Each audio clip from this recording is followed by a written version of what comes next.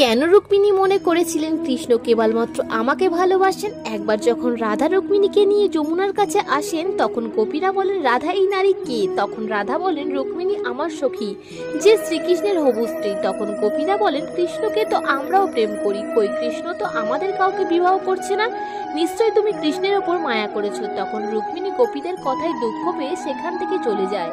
বলরাম রুক্মিণীকে দুঃখের কারণ জিজ্ঞেস করেন। তখন রুক্মিণী বলেন, কিভাবে প্রমাণ করব কৃষ্ণ কেবল আমাকেই ভালোবাসে? তখন বলরাম বলে, কৃষ্ণ তাকেই ভালোবাসে যে কখনোই যমুনাতে ডোবে না, আর রাধারানী তো স্বয়ং যমুনা পার করেছিলেন। তখন রুক্মিণী পরীক্ষা দিতে যমুনার কাছে যায়। তখন রাধা বাধা দেয়, আর রুক্মিণী বলে, এটা কি সত্যি রাধা যে তুমি যমুনা পার করেছিলে? তখন রাধারানী বলে, হ্যাঁ এটা সত্য। তখন রুক্মিণী যমুনার জলে নিজেকে অর্পিত করেন আর ডুবে যায়। রাধার কথায় শ্রীকৃষ্ণ যমুনা থেকে রুক্মিণীকে উদ্ধার করে, আর রুক্মিণী ভাবে শ্রীকৃষ্ণ তাকেই অধিক ভালোবাসে। জয় শ্রীকৃষ্ণ।